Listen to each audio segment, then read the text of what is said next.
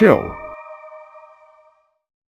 Hello, everybody, and welcome to VFX and Chill. It is November the 1st, maybe the Day of the Dead, and we are here to talk about visual effects. If you're watching this show on one of our many exciting channels, we're broadcasting to a lot of places, but we would love you to come watch it over here on the exciting title at the bottom of the screen there. That's our official channel. Give you a second, you can come on over there. We are at 929 subscribers. We would love to make it to 1,000, and you can make it happen.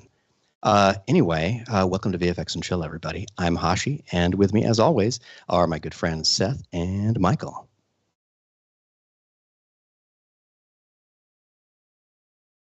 I'm doing well. We just had Halloween. We just got through our exciting spooky season. Lovely. We really are. Canadian Halloween was exciting. We live in a very Halloween happy neighborhood, which means that we start like months ahead. Like as soon as it's like August or September, we just start buying like a bag of candy every time we go to the store. Because I think we handed out 770 pieces of candy. Seth, the audience says they cannot hear you. Seth is a ghost and cannot be heard on the stream. Yeah. Hey, so, audience, can you hear me, or is it just That's Hashi? a good question. Just Hashi is talking right now. Well, no worries, because I'll lead you through. This can give you time to come on over and watch the show on our official VFX and Chill channel. Head on over there, subscribe, like. We would love you to do that. And encourage you to do so. It would be really cool. And as soon as you can hear Seth and Michael on the stream too, every now and then maybe you two could make a little bit of noise. And then how about now? We hearing me now, everybody? Excellent. Okay, Michael's back. I'm imagining that you're probably back too, Seth. I gotta be back. Excellent. And okay, we have confirmation on Michael in the chat. And it's so exciting. It's exciting. Boo. Hey, it's Seth. Seth. Pop. And there, Seth is good. We're all good. We're back. I was about to rap, guys. Too bad you confirmed. So amazing. Halloween was a success. Halloween Michael, was lovely.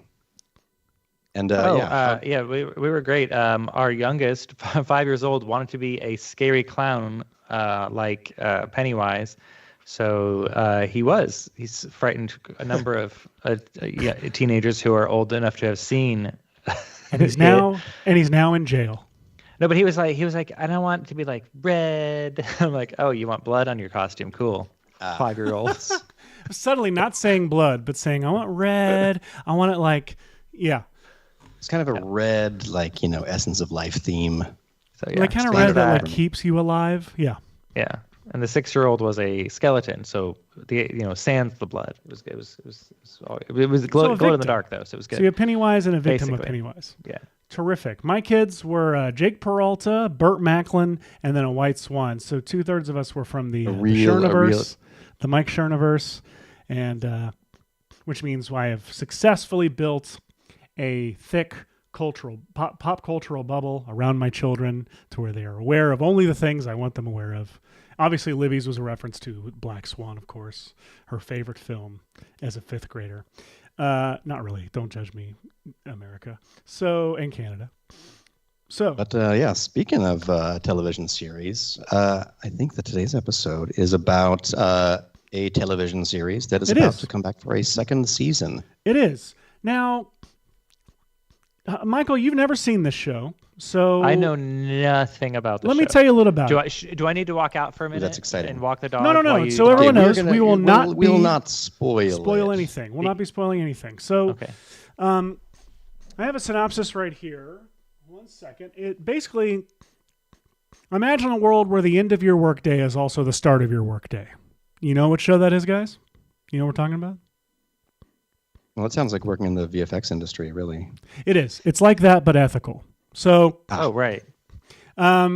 So the idea, actually, we're talking about a show called Severance, which is essentially about a group of employees at a company that are part of a department or sort of experiments of sorts, where they have undergone an operation that allows their memories to, like, their brains are essentially split in two, to where when they enter the building and begin work, they are severed from their life outside of work, so they are unaware.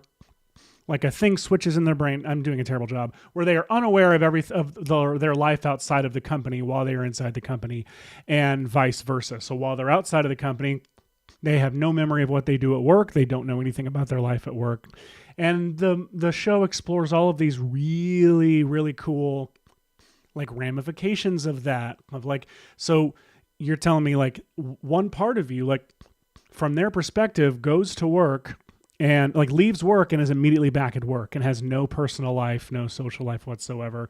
And what if that person doesn't want to work there? What if that person doesn't want to opt into this thing that the outside you has opted into? I will say nothing more than that, because there's a lot of cool twists and turns and a lot of fun to it. But that is Severance, everybody. You just got severed. I will say the other day, I was working on we did a little bit of work ahead of time to try to figure out some things that we could do for Severance. And I was talking to Sophia, and Sophia was like, "What is that post?" Woo! Hello, Sophia. So they were wondering a little bit what the show was about, just based on the graphics I was working on. And I sort of explained the concept. And what I loved was that, as a 10-year-old, they immediately suggested, they're like, couldn't you do this? Couldn't you do this? And literally guessed like half the events. Yeah. Like, I would just do this. Couldn't you do this? And then, so I try to answer within the context of the show. Like, okay. It's pretty great. Well, it sounds like a real conundrum, is what we left it at. I'll go on record in saying that my initial viewing of the show, when we first started watching it, beginning of the first episode, within like 5 minutes, I was like, this is so heavy-handed. You think I think you're so clever, Severance. You think I think you're so clever. And then by the end of the episode, I was basically like, I think you're so clever, Severance. You won me over. You were right. Because it's really freaking good. And one of the things that's so great about it, I'm just now realizing I don't have pulled up to be able to show and talk about. Do you, Hush? I could probably pull it up right here. Hang on. I'm going to play it. Before you get too, hold on. too Michael has now encountered the sun. Oh, he's back. Oh, hi. No, I was going to say, so Severance is a show that'll grab you in the first episode, not like Schitt's Creek where it takes like 2 or 3 episodes and you're like, this is the greatest show. It does not take a couple of, for me, it did not. It had me very interested from the first episode. Not the first scene, but the first episode. Mm-hmm. It's how nitpicky we're being. Give the first couple scenes a little bit. Give it a few scenes to get good. Exactly. Yeah, the concept is pretty wild, and you think about it as they think about it, which is fun. But someone one of the reasons yeah. Did you see that? There's a teaser for the new season that came out just a little bit ago that I was like, oh, that's a really cool shot. And then that led us to remembering, like, oh, yeah, the title sequence for Severance won an Emmy and was animated in Cinema 4D by Oliver Latta, or also known as Extra Wag. So what am I doing here?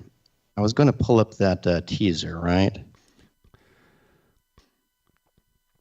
Yeah, I'm noticing we've got someone in the chat who worked on the main titles that we're going to be talking about. Are they from Extra Wag? Are they one of the? Or are they one of the XS? Are you from Extra Wag, or are you Extra Wag? I don't know if Extra Wag is a company employing lots of people, or if it is one artist. I believe that it is generally, like, I know that Ben Stiller saw Oliver's Instagram feed. Yes. And it is full of, I'm sharing my screen now. I'm actually sharing extrawag.com.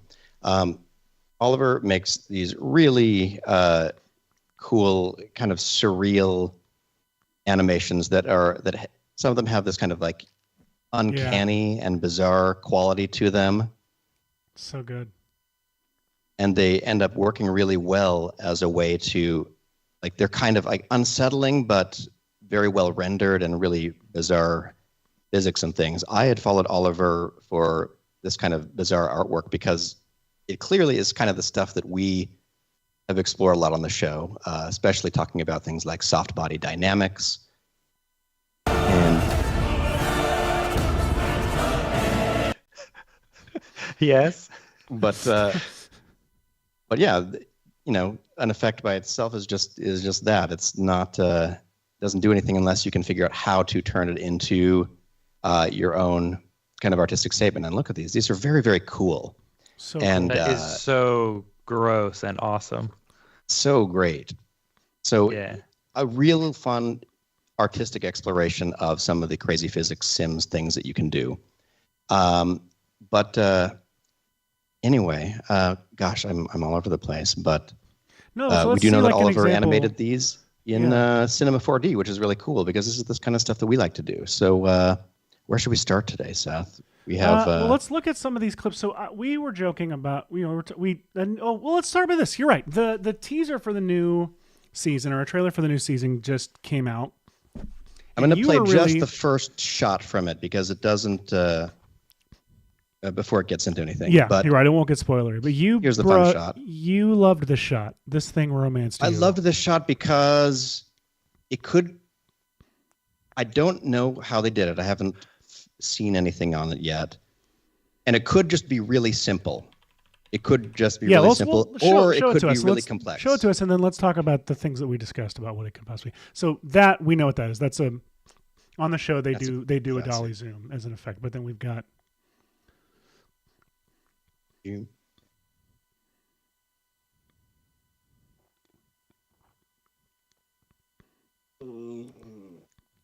So a very fun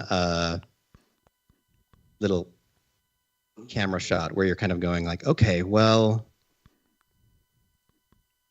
basically I just love these like quick, very linear ramps between different places. Yeah, it feels like in Cinema 4D when you hit the the camera view buttons and it swings from one camera to the other. It has that kind of feel to it.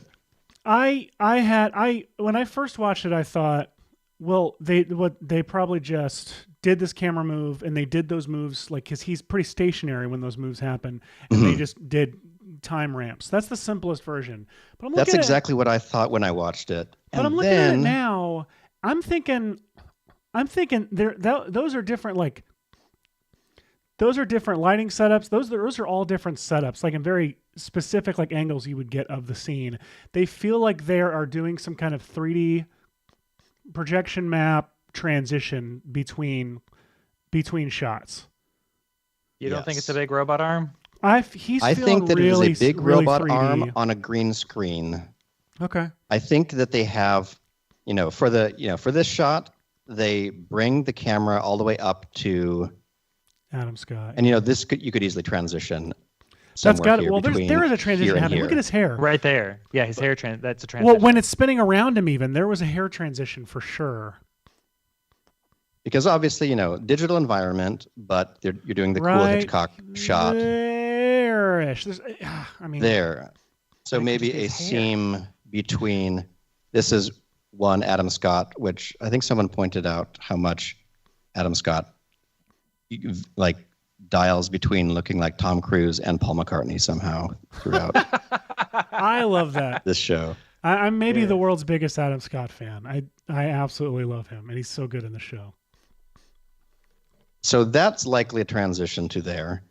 And then I think that starting here, this could all be robot arm on green screen to get these very linear moves. Because the main thing that I noticed was that when he spins quickly, his name tag stays at proper speed scale.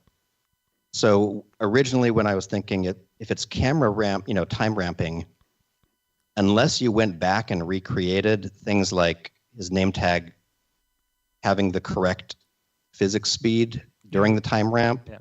it's not worth it. So I think that it's got to be a fast robot arm, and then somehow hands off to the running shot, which is a classic. Like you're running out of frame. Yeah, You could even just people, match cut. 3 people in the chat are behind the robot arm idea, and I've got apparently to walk a canine. Otherwise, all you're going to hear is whiny noises from my end because she has gotten increasingly volumetric. So I'll be back in about 5. Wow. Perfect. Your dog has become smoke. Yes. Incredible. Your Well, dog we'll has see you soon, Michael. has been Infinity Ward. But yeah, so this is just what's kind of cool about You're right. this. I'm is of the that, belief of course, I'm in the robot arm camp now. Like because the fact that it spins around him in the elevator, like that, the elevator's 3D for sure, or the elevator's like that's fake for sure. So therefore, it's like, and I'm looking at the set like, as he runs into the room, the furniture and everything feels 3D. I mean, it's one of those things where you tell me. You lie to me and tell me how it's done. I'm going to say, oh, I totally see it now. But you're right. Mm-hmm. This does feel like a robotic arm. Because you also, when you try to decipher this stuff, like you also try to think about. What is that thing? Yeah. You're trying to. This thing. Yeah. Like something like this. And then I'm hoping that I'm just randomly grabbing a video and I'm hoping it's the right one. Yeah. kind. And they do these on the red carpet and they slow them down, obviously. But Mhm. these. Let's see. When does it I'm do surprised I want we them have to not show it in real seen- time. I'm surprised we haven't seen a parody of this where, like that. Yeah, where because these it's like things this just take cool, out- super fast, I'm surprised we haven't seen the parody where linear these. kind of look like that. Wait, Hashi, how have you not done it to where the arm just takes out celebrities one after the other? Gosh. It'd be That's so such easy. a you thing. It's a very me thing. So anyway, robot arm. But that leads us to, back to the show. What's kind of cool is that I feel like these kind of surreal visuals, what's neat is that I feel that Oliver definitely influenced some of the, like they're making this look more like a simulated world, even than in season 1, where it's just a little bit surreal. It's a liminal space. It feels like stuff that would be very,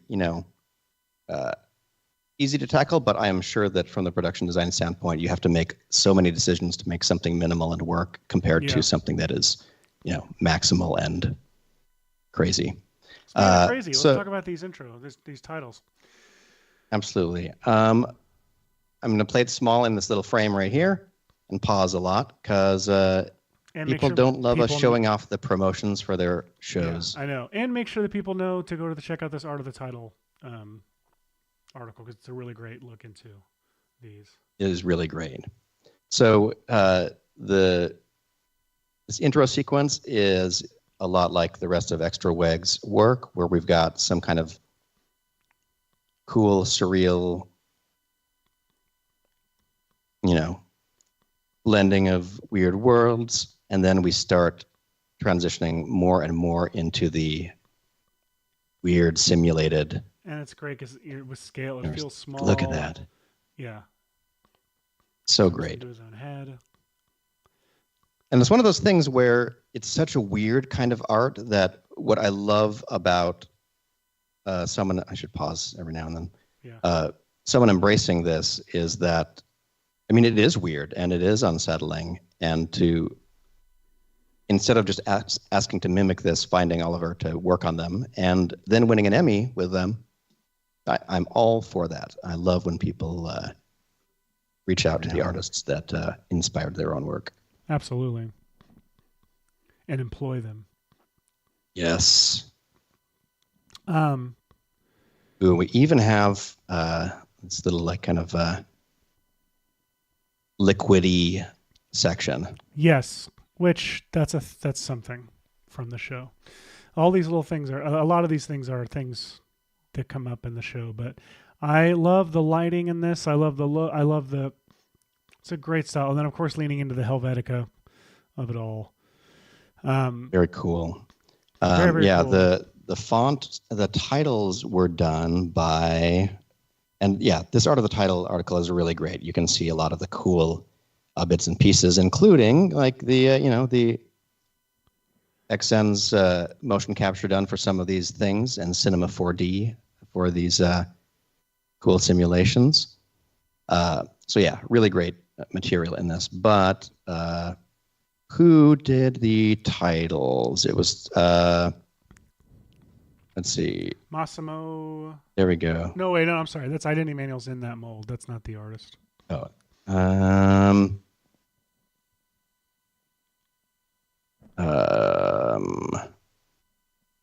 Feel bad I'm not seeing it. I know that it's right. That the titles were specifically done by someone else, and I'm forgetting. Go in there and look through everybody. Yes, please do. It is It's delightful, and it's cool to see little bits and pieces of how things went into this. And one other thing that we noticed, and I think that it'll help us today, is that in addition to some of the mocap that Oliver did for this article, I noticed that one of our very good friends, and by friends I mean the website Mixamo, makes some guest appearances in here. Wait, specifically really? Right here. Okay, you don't think there you go. You got that? How can he prove it's Mixamo? You don't think they just did their... Well, I think if you went to Mixamo and just did a little search for drunk, you'd probably get something a little bit like this. Wait a minute. Oh my God, you're right. It absolutely is it. Okay. What else? So, I feel like we're discovering something we shouldn't be revealing. We're gonna get sniped. No, this is fine. Like, we know that Oliver used some cool XNs. We know that some mocap from this was used. There it is. There's the walk. And I think that we should use the same kind of pipeline to kind of create our own bizarre, surreal titles that are similar to the Severance titles. What do you think? I love this idea. Can we call it Severance and have it all be me? 100%. That's all I ask about everything. Michael left right as we were like, let's show the intro. Let's look at everything we're going to recreate for the show. And then came back the second we decided, all right, now that we're done looking at that, Michael, you're going to have to go look up the intro to Severance real quick and see the style that we are doing. Yes. I'll show you this shot, Michael, just as a... That's awesome. Love it. Example to kind of show you how what we got going on here. There we go. That's cool. Good. Yeah. Very cool stuff. Cool stuff. So we'd done a little bit of work ahead of time. I look like such a douche. Oh, that looks like me. That looks like what I look like in my life. That right there looks like somebody picked me up a Frappuccino on the way home. Absolutely. Let me see what happens if I start my Redshift viewer. I think I'm not running too many other things. I usually have every single program I own running right now. And I happen to not right now, which is great. So here we go. So here's our Mixamo Seth. This is actually complete with name badge. I think like version. Oh yeah. Look at that badge. Oops. Oh, I forgot I was I'm moving the Redshift camera, which has a very high zoom, so it's moving very slowly. Oh, and my focus object is set up by Seth's face. I could probably bring it down closer to the name tag, which is a really easy trick if you don't know that when you're on your Redshift camera, if you go over to the optical, there's under depth of field, checking bokeh will let you see, the actual cool. Is it bokeh or bokeh? I don't know. I'll say bokeh. Said the same thing twice. Bokeh. Okay. So yeah, you can drag any object in here. I like to use a null object that I call focus or something like that, and that way it's a little object that you can move around and then help direct the camera to focus at a specific point. Mark. I just read that and remembered how she says Mark in the show. Spoiler alert, someone says Mark all the time. Oh, hi, Mark. Oh, hi, Mark. Nailed it. Nailed it. Perfect. Tentacles complete. Okay, so. So what I thought that we would need for this process is I wanted this version of Seth to be pretty like kind of like we all an uncanny weird real. Well, congratulations. That's my resting I mean, state. like it looked photographic and artistic before, but I whittled it away to look uncanny and weird. As I recall, I believe this is a scan. I think what you did, Seth, is you did a polycam scan of your face. That sounds but like it was me. in a like screaming expression for a Doctor Strange episode. You made it from that? I could have just rescanned it for you, pal. Well, so what I did was we had that, and I had your came to your house Seth at night already, which was a neutral expression. Okay. As you slept in your suit. But I sleep like this. I just so went it didn't through really help. In an A pose. Traveled back to I sleep in an A pose, upright. And yeah, pro tip for Mixamo users, I think what's cool about A pose as opposed to the T pose is if Mixamo is creating the shoulder joint and where the weighting is, you'll likely get those like superhero arms that we always ended up with in our first couple of seasons where we're always, we're yoked out. So an A pose I have found translates very well to Mixamo. Oops, where is Mixamo? I mean, speaking of things that can't remember you moments after you left, Mixamo.com. I need to see this again. Play this again real quick. Because what's so funny about this is I feel like this drunk walk feels so Adam Scott to me, though. And maybe it's just because I've seen Adam Scott do it. It could make sense. Let me see if I can... I don't know what my point here is, really. The VFX and chill story. VFX and chill story. I don't know what the point of all this is.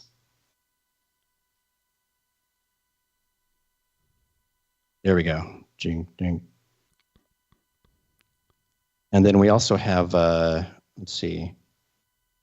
If we go to our walks, and you have to lean into the L there, I think that we have a nice one of these, too. Look at that! Right in the next shot, right there. Oh yeah. And like not like Mixamo owns the walk and whatever, but it does make me happy to see things that I know.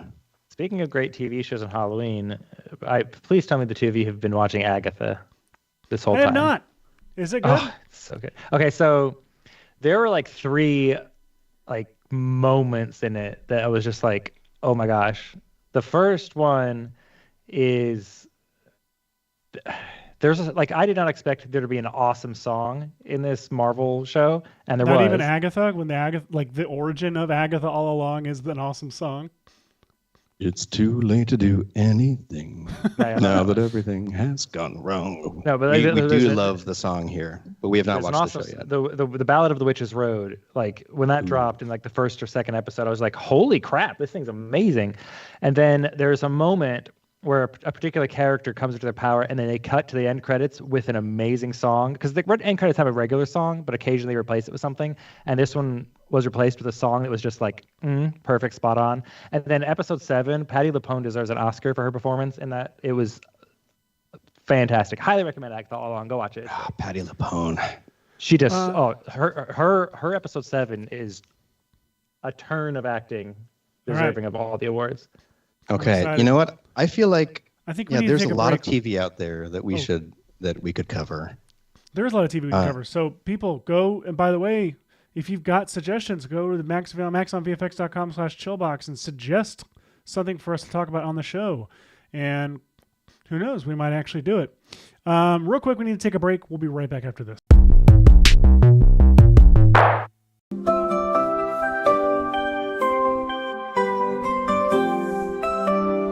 You're watching VFX and Chill with Hashi and Seth. And let's not forget Michael. Let's not forget Michael.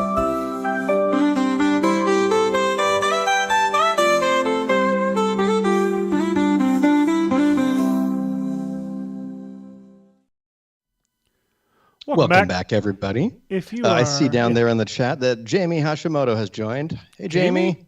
Jamie! Great to see you always. Guys, do you think that I could... Hang on. Let me see. I kind of want to do this. Line me up. Let's see if I can... Wait. Oh, let's do it. It's the... Check your head the other direction. It's a new online challenge. Line up the Seth head. There it is. The right other there. half of the Seth head. There we go. Did it. Wait, here, I'll do this. I'll go... Hold on. The one... Let's see, and...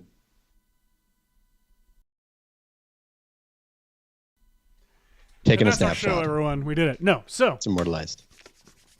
Severance. Let's talk about a couple of different things. So one thing we obviously just talked about is if you build yourself a digi-double, there are a couple of different things that you can do. I have this digi-double, which has a lot more detail and some cool stuff and looks neat in Redshift. And I also decided to create this version of Seth, which looks fine. And then as you get a little closer, you can start to see that this this version of Seth No, that's actually what I look like. being all that he can be. But that lazy, droopy eye. Thank you, Well, let's see, Bradley. wait. I got it. wait, let's see. Wait, here we go. I'll just wait. Oh, no, I'm making it worse. Oh, this is... I don't know what we're doing here. Okay. Well, we're putting me I'm so into sorry. Half-Life is what we are. This is like Seth Worley as the G-Man. We are. Now, the reason I'm doing that is because over here, if you take a look at the high-res model, it's got a lot of points, especially in the face and stuff like that. And so I went through and I did this little version of Seth, which is just one. Let's turn on the polys here. A lot simpler Seth to have. And there are a couple reasons that I have the high res and the low res. The high res one I want to be able to use with Mixamo and get cool specific shots out of. And this low res Seth I think works really well for, here's just an example of being able to take the Seths and do something like this with them. Flopping around like a fish. So flopping around. These are, Eye. you're a little bit, okay, slightly not floppy enough, I think, is the title of this episode. Yeah, Not there's floppy a- enough. That's the Seth Worley story. That's the name of my autobiography. I Like, you love need to this preserve the hero, volume, hero but they Seth need that to be like tries to bendier. like stand for just a moment. Yeah, he's like, I can do it. I can. Yeah, I love it. Oh, It's boy. yeah. I got up thinking I can do this on this like chest up view of me, but still wanted to try. You can't see below, but Incredible. I actually matched the foot move completely. It was spot on. So let's see. I'll close down the high res version and just show you that this low res version I made using an old technique, and I heard that there's a better way to have done this. But what I did was I took the I think I even saved along the journey of this. Wow. Let me see if I good can. job. Bradley, the best part of waking up is floppy Seths in your cup. Don't okay. So what I did was I grabbed the high-res version, which is this one. I think I turned off the glasses for it, and then Spider-Man took off the glasses. put all of these objects into a volume mesher to get this mesh here. Wow, it's funny that still and- looks like me. A couple tricks with the That's like me volume as the mesher. mayor of Amityville. Sorry. Oh, absolutely. So Well, when you turn off the texture. Spider-Man. Yeah, if we really look at these like a 3D. I'm switching to a different kind of camera so I can move around a little faster. So obviously these kind of models, let me see if I can show the pieces on them. If you are at these kind of angles, you can see that they're not really held together or actually connecting or touching. Like there's no arm on the inside there. The head is not connected to a body or anything like that. There's just sort of, I've tried to line up things closely, but inside it's a whole mess of things and not really one mesh. Take it from me. But yes, that's the truth. clearly, like you kind of want this somehow to be one shell altogether to work well for Just a like cloth me. sim or soft body sim. What was I doing? One there we unified go. shell of a man. So we've talked about the volume builder before. You can create a volume builder object, and you can either put the objects directly under it in the hierarchy, or you can just select the volume builder, and then down here in the attributes menu, you have a list of objects where you can say, I want the body in there, and I want the head to go in there. And now you'll see that the body is starting to be represented by something called voxels. The larger the voxel, the This is lower from the Hellraiser. apparent resolution. This The is Hellraiser just, in Minecraft. yes, Minecraft Hellraiser. It's pretty cool. So I turned this down probably to 1 or something like that, so I could tell that it was a little bit tighter to the body. But a volume builder works in concert with something called the volume mesher. Let me put these two together and then go to solo mode. Look at this. Yeah, This is interesting. useless. Yeah. Solo mode? It's stupid. All of it. Incredible. Yeah. So the reason this is happening is because these meshes aren't complete. Like they don't really work together. You can kind of bloat out from there and try to get back to the mesh using the volume mesher properties here. And you'll see that what that kind of does is it starts to become really apparent that you actually have a lot of high resolution inside areas places? that are actually low resolution. Yeah. So that's a little bit weird. So one thing that I was taught about, I think both by Darren Frankowitz and Noseman, is that when you're in the volume builder menu right here, down here with the objects that I've added, you can also add some objects that are located right here. So for example, they have one just a smoother, and when I run the smoother right now, nothing happens because it's not actually a contiguous shape. So I'm going to instead, if I click and hold there, I can add a couple of different modifications. One is called close and open, where it tries to kind of expand and figure out what are the actual pieces of mesh that you want here. And so you can see that I got a little bit more of the mesh, but I don't really need that. I'm going to try this one called dilate and erode, which what I love about it is that it creates the Muppet that carries Oscar the Grouch around, basically. That is 100% Muppet Seth. Like Muppet Bill Clinton Seth. That's amazing. So can you go back to your volume mesher and turn that other property back down then? So I could go here and I could turn the range threshold back down, but I get a lot of distortion when I get it close to there. So what I can do is on the properties for the dilate and erode, I can adjust the strength, so I can kind of try to figure out, and like, first of all, look at this cool. That is cool. In between. I feel like Now that it could looks be like used you're for covered in a creepy ass liquid or something like that. But wearing like a Hugh Hefner robe for some reason. Venom at 70. You know. Venom at the So mansion. I'll turn this up until I feel like all of the holes are actually filling in properly. And then I can go to the offset. Thank you. And I can use the offset amount and turn it up or down. And so I can get something that is tighter, but one continuous mesh. Yeah. So Tight. I got that. And then I did this very boring process where you can actually turn all of the original materials here into global illumination objects. Oh, yeah, but you don't need to do that anymore. Turn all the original materials But into there's no need global to do that illumination. anymore. And Yeah, I didn't realize. in the character menu, there's a relatively new tool called Transfer Attributes, and it lets you take things like UV maps and basically project them from one mesh onto another mesh.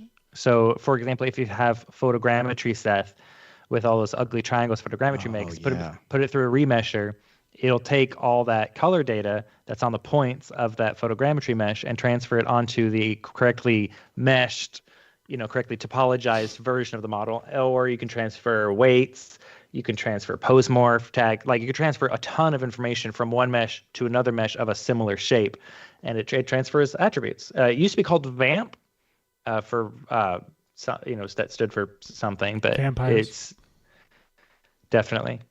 But it has grown beyond what VAMP used to do. Variable attribute manager something. I don't know what it Love used to that. stand for. If you know if there's any cool episode of either Ask the Trainer or anything like that, or a feature video on that, I would love to study it, and I'm sure that some of our users would love to find out about that. Oh, well, if you take a peek in the chat for YouTube, there is a link to the transfer attributes Where? documentation page Oh, there. on all of the YouTubes. Look at that. All the YouTubes, but the best Education. YouTube of all is the youtube.com/@VFX Yeah. and chill. If you're on VFX Chill, that'd be the place to be. Christian Lett, good evening. Where are you coming in from? Hey, Christian. Hi, So you're Christian saying Lett. evening. It is afternoon for me, barely. It's it's afternoon by 44 minutes. Where everyone, where are y'all chatting from? I saw some people saying hi, but no one said where they're from. So if you could let us know, that would be much more fun. Yeah, Absolutely. come on. And just one more reminder, if you're not watching on the VFX and Chill channel, if you're over on Maxon or Maxon suck. Training Team or Action Movie Kids or Dad or where else? Red Giant, we would love for you to come on over here. We want to build the subscriber base here on this one channel, so you know that you're getting. Because the thing is, we go to all these other channels, but our employers, they might just look at one channel and be like, our channel and be like, you have like 3 views. Numbers. Yeah, numbers. This is Oh, what we I got sound Christian. like. Christian Lett That's is not really from what our employers sound Wales in the UK. Bradley Leonard, viewing from Richmond, Virginia. Ah, Tyler Adams, writing in Sacramento, from Cal. Sacramento, Colorado. Just kidding. It's California. It hurts. I do Canada. love that. We know it's Canada. I can't remember his name. The stand-up routine about the state abbreviations. It's Yeah. a Oh, yeah, lovely yeah. watch. And you went black from Detroit. Go Lions. We've got Judah VFX, Go but they have Lions. not said. But they have not said from where they're from, where they're watching from. Oh, Philadelphia. There you go. Oh, and Alonso Chile. Perez Yaksik from Chile. Nick Smith from Hunts Vegas, Alabama. Huntsville does not Alabama. count. Hunts Vegas. You Max died Black from on Atlanta, Saturday Georgia. morning. Rafael Lima is saying hello from Brazil. I think they're saying hello, Brazil, to Brazil. Well, like, no, that is true. I don't think They that's could be- meant they could be for us. I saying- think it's meant for Brazil. I hope you get the Oh, hey, message, we got someone else from Atlanta. We got 2 Atlanta folks. ATL. Gerard from Atlanta. Gerard. You should find out what you're doing after the show. Good. Yeah. Hang Have a out drink or together. I something. don't know. We got But Max we're Black not and liable Gerard for what Bell. happens. No, it's not up to us to. What you're all grown adults and not 13-year-olds. We assume. All right, let's severance this thing. What's Severance? Let's get severed. So I think I could. There are 2 things that I could imagine. We could start talking about shots and taking different shots and trying to recreate as much of the intro as quickly as possible. Wait, hold on. I John know. Birmingham is in Waterford, Ireland. I love your country, What? John. That's- I spent one Christmas holiday there. What? I went all over your lovely green island. It was delightful. But I do a couple things. One, it's I referenced Forrest Gump earlier with the Alabama reference, but the idea of someone with the last name Birmingham being from Waterford, Ireland reminds me of the Forrest Gump bit. And then I also appreciate that John Birmingham's avatar looks very much like our background, like the Severance image, because it's just an open, like hollow bowl of a head. Anyway. And LA, Justin Leduc. Yep. Of the people. by the- Now in LA. Hey, welcome. We've also got Bruno Lopez I was from just Portugal. there, Leduc. Not in Portugal. I was in LA. Bruno We've got, from Portugal. yeah. Hello. Whose avatar looks Portugal. suspiciously like, who looks a lot like the weird wormy Venom version that you had of me on screen a second ago. We've got Dennis from Bogota. Who is a dog? We've got Lithuania in the house.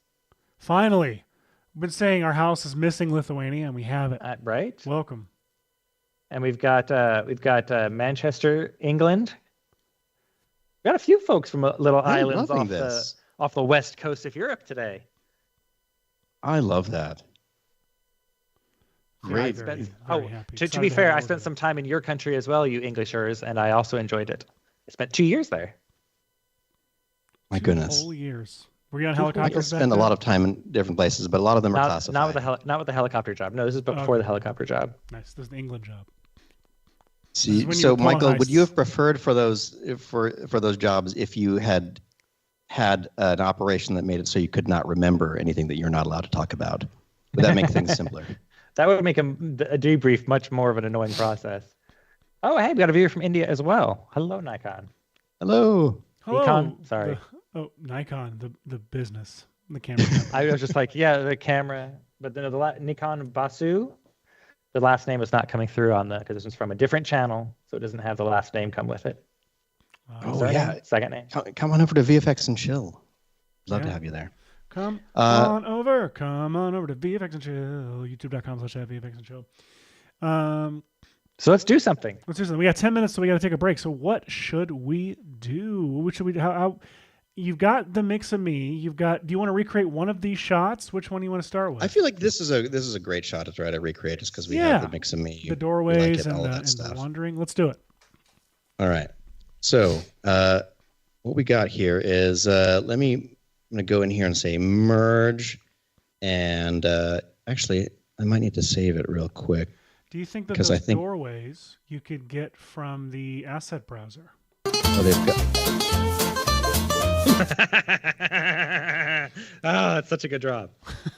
But Speaking for of real, great TV shows. yes. Right. So I'm going to Mixamo. I've uploaded the Mix-A-Me Seth. I'm going to apply the drunk walk and download it. Comes free with every Seth. Download. Download the drunk walk today. We'll save it right in here. I had saved it before, but I think that I had it as a walk-in place situation, and I realized that it's probably just easier for everyone if it's in motion. So now we've saved that. So we have Mixamo animations. We've got Drunk Walk 2. I can import it like that. And then, let's see. No, I don't want to reassign connected takes. Goodness! Okay. A figure is supposed to be this big, but Mixamo... Jeez. We're already Whoa. playing with scale. Okay. Put a person in So- there and show us how big we are. The person is in there, which is crazy. Oh. Doing this inefficiently. What? There we go. So here's the person. Mixamo brought it in humongous So it brought me into scale. to scale. Yes, Normal size we call it a mix of me whenever it's one of Whenever us. it's one of us. Yeah. Goodness. Which So somewhere what there are I'm gonna photos need of the to do Mix of Me here- calendar we were gonna put out that was just us posing in ways that the Mix of Me poses us. Oh yes, I Let's see missed if this can find idea. those photos. So what I'm going to do is I'm going to grab these two, Alt G to group them into a little null there, and then instead of just object mode, I'm going to go to. Sometimes I mess myself up here. Sometimes Object- I mess myself. I think it's the object instead of model here with the animation included like that. And then if I grab this null and scale it, oh, whoops. I forgot that I created the null around them, so it's in the location of the character. I'll create a null down here and put them into that. And then I'll scale this down to bring the model down to here. There we go. That's the right way to do it. So by selecting this, I'm now scaling Seth and the animation together there. Don't do that, you'll get some very freaky but kind of cool things. You'll see basically the skeleton will shrink, but the mesh will not, and so it'll do some As the prophecy weird foretold. stuff. So what do we got here? We've got Seth there, and I could raise.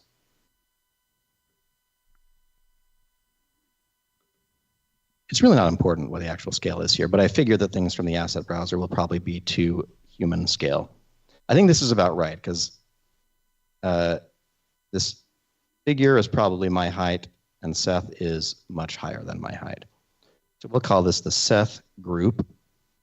And then a lot of the textures did not come over. I just saved the FBX separately. So I should copy over the materials from over here.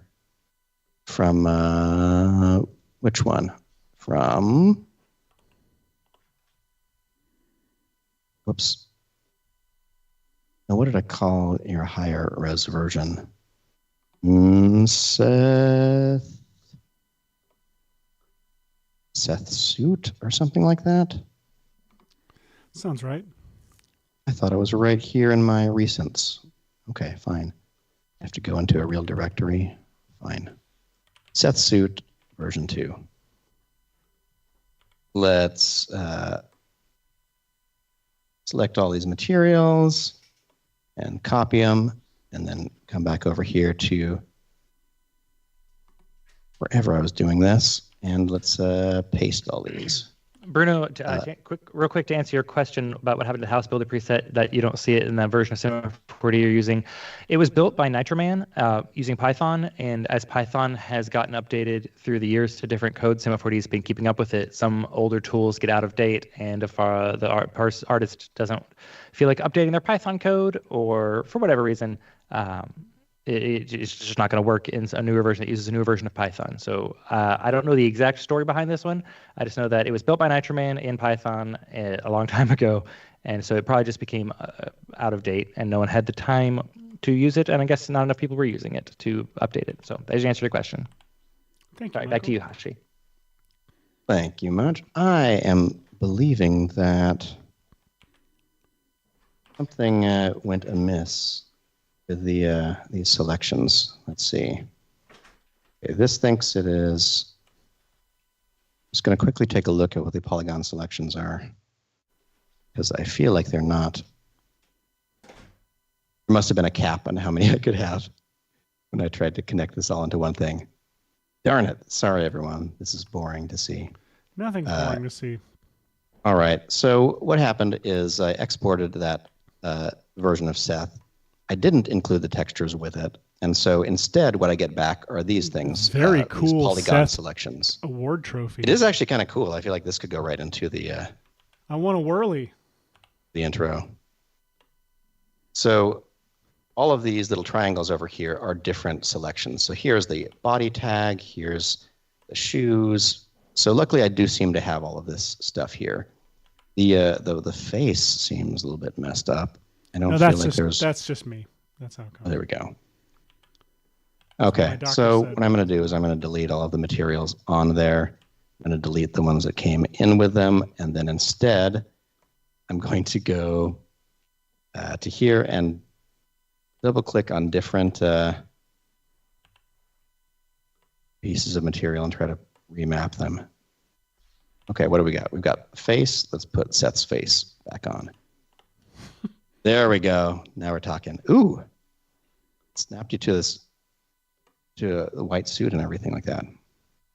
And that is because this material tag, you'll see, has a polygon selection associated with it because I dragged it on when it was selected. So let's go down the list. We've got this selection. That's the shoes. I'll drag the shoe texture to there. We've got the lanyard, which is a couple of different things. I think it's this blue, and then I wonder if the face of it got saved separately or not. Whatever. There's the suit. And the suit that Seth is wearing, by the way, we'd like you to know that that suit is by Armani. Ankit Animation Studio and is available to you right now while Sketchfab still exists. Well, now that you're now that you're talking about the suit, I'm curious. I didn't pay attention in the opener to see if there were cloth dynamics happening. There are totally cloth dynamics on the suit. Makes it more complex because then it's not just rigid, it's just soft body dynamics or rigid body dynamics. I need one of them to happen. I think that was the best one to have happened. I think so too. Okay, I don't know what happened with the glasses. Your glasses are weird. Spoken I know that there are polygon Thanks a selection in lot. there, which I guess I could go to here and say, I'll go to the selection tool. I'm sorry, everyone. This is so ridiculous. I'll select a few points on the glasses, and then I'm going to press the shortcut UW. I connected them. So that doesn't work. I guess I could select a couple of points and see if I do UY and grow them, if they stop growing at the edge of the glasses. They sort of do. They're a little bit connected to their own glasses. But what I could do is I think that one of these tags is the glasses. Which one was it? Plastic glossy. It's this one. So I could go to, oh shoot, I don't remember. I think I hold down Shift and then click. No. I click on the selection tag and then I say deselect or control deselect. Whatever. I'm spending too much time on the textures. You just have cool glasses like this. Okay. So in the edit, what we'll say is we just brought in this Maxon of Seth. And Seth's got this cool walk right here. Let's reference the shot again. What have we got? We've got, what do these doorways look like? They're kind of just a little, we got 1, 2, 3, 4, 5, almost 6. like cell phones. Just like, I think 2, it's just the 3, 4, elevator. 5. It looks like it's the elevator like frame. That makes sense. All right, so we do clearly need some kind of a ground plane here. Let's just make it humongous. And we need some kind of a cloner set up. Saw a lot of Among Us costumes, by the way, at Halloween last night. And oh, lovely. And I've noticed, do your kids say Among Us like the word humongous? Yes, like it's they one say word? that, or they have to say it by going Among Us, like it's a big, long word. I just think saying Among Us is really funny to me. Like it sounds like it's some kind of like a fungus, like a disease. Right. 100%. All right. Go no, so, he's got Among Us. All right, sorry. Well, I think it's because it's one of those things that like there's a fungus among us is like, you know. Yeah, you're right. Something that someone says when you're a kid and it sticks in your head. 100%. Okay, now I'm trying to remember why this isn't doing what I want it to do. Like when someone drops a mushroom in the kitchen, and or like, oh, I peed on the floor as I drop a legume. Oh. I'm always saying this. Always. Mike, your life is weird, Michael. Did your dad or mom not go, oh, I peed on the floor when you dropped some peas in the kitchen? Oh, like I peed on the table. Nope. Now we're back to the root. Now we're there. Phrase. So Okay, why dropped a legume? What did I do that I'm not seeing my character if I put him in a cloner as either an instance or render instance? Wait. Put it in a connect object first. Interesting. Try putting connect object first. See if that helps. Okay, cloner. It sure does. Ooh, it even shows a weird.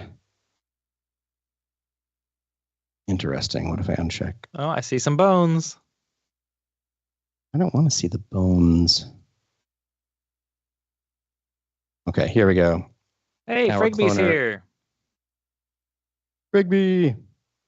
All right. Once more, the clock's changing different in the UK means they're an hour late. Yeah, sorry about that. Okay, so it's 6 of these. Let's create a camera for this. 6 of these Mix-A-Me's.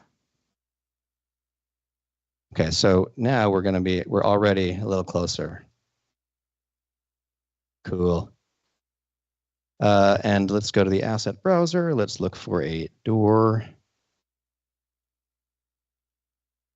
Okay, there's that door. There's that door. That looks enough like it. Okay, let's go. Let's grab the actual door. Whoops. No, there's the door. I want to delete the actual. And this whole thing could go inside this connect object. It up. Okay. Wow, that's already looking incredible. We're getting there. Okay, connect object. Real quick, we have to take a real quick break. We'll be right back right after this.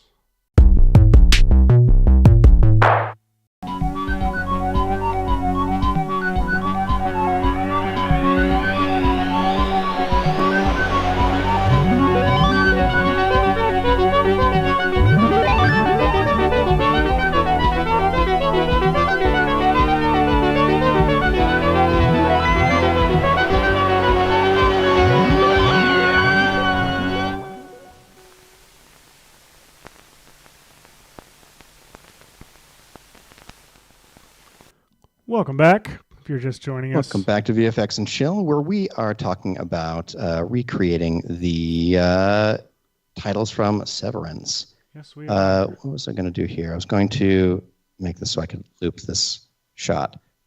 So we're creating this kind of a shot. It's got a cool, there's some animation on the camera too. You can see the way it's, expanding out like that. So to create this, we grabbed Mixamo animation of Seth. Right now we're placing this little door frame nearby. I'm going to make it a little bit taller. Let's see.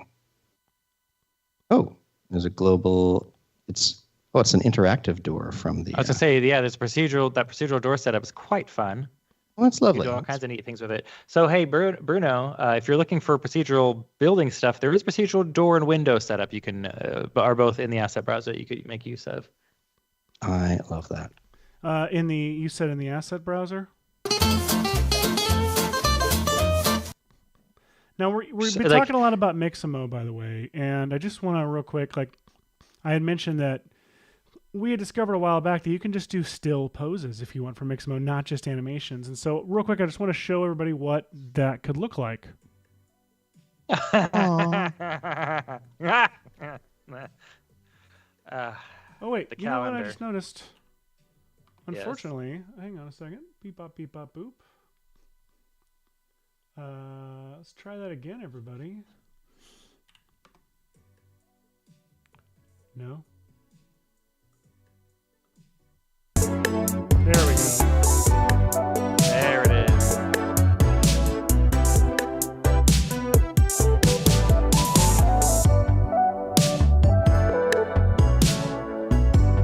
This will be available as a calendar. We'll eventually sell.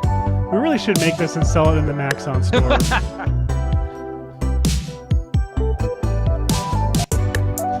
Anyway. Clearly. Jerome says this series a true branger. Excellent choice, guys. That definitely is not an AI bot. And same from Birkin Alkin says, this is amazing. Thanks to everyone here for sharing your time and expertise. Welcome. The timing of these comments is either a very funny joke or AI bots trying to seem real. Same with Jordan Zabady saying thanks for the stream. These are all definitely not bots of any kind. Now this one, Jordan Zabady says, not Jordan Zabady. Thanks for this. Hang on, Jordan says love the Arrested Development reference. So that one I think is actually not a spam. That one's that good. one's a no human. bot. Jordan is real. So that's the test. Still our humor down. Yes, if you can reference Arrested Development and they get it, they're not a bot. Yeah, but a boy. Right. So I feel like we're getting closer to the idea. The chat's getting close too. Woo. That is really good. That's so good. Should I read the theme? All but we with do my now voice? is we make sure we're still looking through this camera. I feel like it's a little bit lower, right? Like this, and then we can just go to the. Which direction is it going? It's expanding. Okay. So that means we're going to the object properties of the camera right here. And we're going to say the focal length, let's give it a keyframe of 35 here, which is sort of, a natural pleasant looking one. And then by frame 90, let's turn this to, say, I don't know. What do you think, Seth? Go to like an 18, and we'll also, to make this a, to do the classic, what do we call this shot? The Hitchcock shot, the vertigo shot, the dolly zoom? Yeah. Yeah, you just call it a dolly zoom. But it's Vertigo. It was made famous by Hitchcock and Vertigo. Yeah. Hey, Chadu, I'm sorry for thinking you might be a bot. I don't know how to pronounce your name either, so sorry for how I pronounced your name. Frigby Chillweather says that they are an AI bot just very good at the Turing test. And Justin Leduc says, this is a great instructive live stream. Thank you. How to make Avatar 2. How do make Avatar 2? Well, we should ask our good Paul pal is very Ellie Nick. good. Actually, Ellie Nick listens to my other show. He doesn't watch this one. Never mind. Ellie Nick, if you're out there, tell us how to make Avatar 2. Because there you go. You do make Avatar 2. Okay, there we go. There's something. Okay. Vertigo effect. Look at that. Is that doing that in that shot? I just didn't notice that. It is. It's killer. So what separates? Yeah. Are they all in unison in the shot? Because that feels. I don't remember it feeling like that. I guess they are. It's just the lighting. Are they? Exactly. It's because one person's in a different suit, and it's because you've got the person at the end of the hallway. Look at this. What if I think I'm on the wrong side of history with this one. Okay, I'm going to put a null object in the center of this created hallway. I'm going to attach my camera to it, and then I'm going to spin it around. 180. Because their arms are the leading open one. Oh, whoops! What did I do? I'm so sad. Oh, it didn't like me doing that with the keyframes there. I'm back. Shouldn't have a problem if you use the parent command. It shouldn't have. What? Well, there's a parent command you can use that will help preserve keyframe things. Whoops. Thank you. What is that? So if I had this null here, whoops. Whatever. Why was I so much better at this before? What is the parent command? Just type parent. It should be a parenting command. There's also an unparent command, which is very helpful. Why? While you're looking for that, Birkin Allen says, quick question. In today's world, where the like button holds so much value, is it more important to create what you truly want or to focus on making popular, high engagement pieces consistently? What should be the priority for a digital artist? It depends on the digital artist. It depends what you're looking for. If you just want to create a bunch of followers just for the sake of having followers, then yeah, focus on creating engaging stuff. If you want to be feeling more fulfillment as an artist instead of as a popular person, then focus on what makes you happy and what you truly want to make. Like your focus, if you want to be like an artist, like if artist is your focus, then you shouldn't care even a little bit how many people like your work. You should just be making whatever it is that you enjoy. Yes. And if likes follow, fine.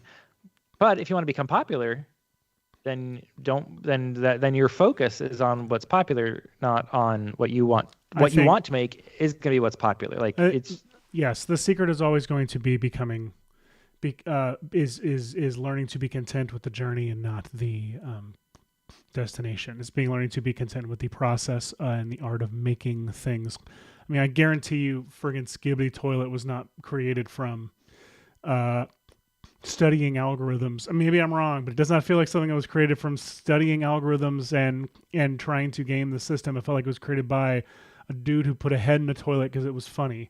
So I'm not saying that's the end all be all what you're trying to accomplish, but I just know that you are, at the end of the day, followers can disappear in a heartbeat. You are always going to be with you and remain with you. And so you should be happy and content with who you are and the things you make and have fun doing those things. Judy VFX points out the animation starts on top of the HUD, Hashi. But I think Birkin, to answer your question, I think you answered it yourself in should you create what you truly want or focus on making popular content? If it's what you truly want, you've already answered your question. Make what you truly want. You know what? If you're looking for a job, then that's something else. Then don't focus on either thing. I think what we're trying to say, Birkin, is? Maybe it's both. Maybe both is happening at the same time. You're welcome. Hashi, where are we? Thank you. What am I doing? Ooh. I couldn't tell how bright that HDRI. Just Be Wise is asking, do you guys like to use Cinema 4D for a lot of your 3D stuff? Just like the creator of the Severance titles that we were copying today. Yes, Cinema 4D is our favorite 3D tool. And that's another good thing to point out in the whole, what are you working on? We are getting to recreate something that someone already had developed a really cool style for, and then got to, that style was strong enough that it was recognized and got put into a TV show and then won an Emmy, which is really cool. Yeah, Bruno points out, do we like most? We didn't have to come up with any of it. Yeah, you'll be well known and popular for that. The artist was known for this kind of surreal stuff that they were just making, and they got hired to do this gig, which is pretty cool. Exactly. I'm just trying to grab random materials that I think would work well for this. I really don't know. I'm gonna replace the dome light. I would just grab what's like, there's an HDRI somewhere in there for the like Dark Knight room where it's just like a one giant key ceiling that's dumping down on the ground. I think that might be the kind of thing you're looking for. Let me see if this one is like a soft box kind of thing. Justin Leduc is very annoyed with you, Seth. What the heck? Oh, of course, it's faced the wrong way. I was actually not familiar with the skibbity toilet phenomenon until, I knew of it, but I was familiar with it this week as a friend was talking to me about it. And a friend of mine was like, it depresses me. He's talking into his phone. He's like, it depresses me that my phone is having no problem spelling skibbity, skibbity, skibbity, skibbity. Reasonable. Hey, that's looking like something. There we go. Yeah, there it is. What if I had... let's see what this is actually looking like. Extra Wig got the job of making engaging content, but also just from making shit that Extra Wig liked to make. So... you don't want to end up in an existence where you're just chasing something that you think will be popular. Otherwise, you won't have any fun doing it. That way lies madness. Yes.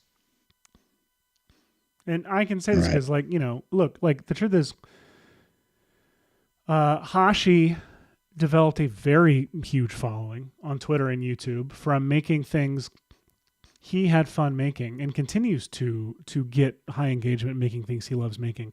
But I'll also say, Seth Worley, have almost exclusively only made things that I love making, and I don't have the followers that Hashi has. So it's not a guaranteed thing. My followers are confused by me most of the time because they follow me for one thing and then I make 8 other kinds of things as well. And so, but it's not how I'm making a living, and it's also not how more importantly, it's not how I'm determining my validity and happiness by a number of followers. The people that have followed me matter. And it's the quality of the follower, I guess. If you make things that you like, you're going to eventually connect with people who are minded like you, which is a really wonderful thing to happen. Yeah, and you don't need to stick to a certain style. Birkin's concerned because their style constantly changes, trying new things all the time. So their Instagram page looks chaotic and their mind seems scattered. I don't think that's a problem. I think it just shows that you are it makes you marketable and that you have the ability to do a bunch of different kinds of styles. I don't think there's anything necessarily wrong with that. You don't have to have a personal style because the problem is if you have a singular style, like Blake Catherine, gorgeous artwork, but it's a specific style. Some companies not a lot of companies are going to want that style, but there are 1 or 2 specific companies who want that kind of dripping with elegance and yet heart, almost vapor wavy vibe. It'll be perfect for someone. So it depends on whether you want to have broad appeal if you find a style that you feel comfortable and you feel like it's singular, you'll know it'll kind of spark. And the thing is, I do think it does help people hiring you. I don't know. It's I've been sent like, hey, what do you think of this monograph? What do you think of this, motion designer for our commercial titles or whatever? And they'll have handpicked a couple specific things that are relevant to the look we're trying to do. And we look at those things and we're like, okay, those three, like they make a lot of things, but those three things are exactly what we're looking for. Let's hope and pray that that's something that they were the lead on. And that's the thing that they're very comfortable doing. And you find out, as long as you're real and your social media stuff is like, I think representing like honestly and like truthfully representing your abilities and your range, there's no problem with having friggin' range. Good God. All right. I am going to say, let me double check. Listen, I have to address that. I'm sorry. Everyone knows Seth gets 100% of his validation from people laughing at his cutaways during these streams. Here's the thing. I get validation very much from laughter and jokes. And let me tell you right now, it is not easy doing a live stream with no ability to know who's laughing at anything. Same thing with recording a podcast. Especially, I literally worked, I engineered my audio setup here so that these guys' audio is not being piped back to them. Full us for a sec. I'm gonna. What's that? Try to get red. Just go to our talk screen for a second. Oh yeah. So, for the longest time, I was piping these guys' audio back to them so they could hear the show, and it meant that whenever they were talking, their Skype would mute them, and they couldn't hear anything I would say. So I would make a joke, they wouldn't hear it, but I wouldn't know if they heard it or not. And so I would still repeat it, and often they had heard it and just not laughed. So that drove me so nuts. I went out of my way and set this up to where now it's not piping their audio back to them. It is only piping me, and it's piping the entire show to them minus them. And it was not an easy thing to set up. But I did that because it was so important to me that I know for certain that they could hear me make a joke, so I can know for certain whether it was funny or not. And the news is it's never funny. It almost always is silence on purpose. But just so you know, you're not far off, Lido. That's true. Can I go back to your screen? I'm sorry. Yes. What were you doing? Great. I was restarting the engine because I had opened too many things, and I wanted to be able to do the Redshift viewer to show what it was turning into. Now that I can see the actual Redshift materials, now I would know things like the thing that I picked for the floor. I would probably go into the nodes and tell it to be not so reflecty. Take it to the nodes. What would I do? Nodes are great.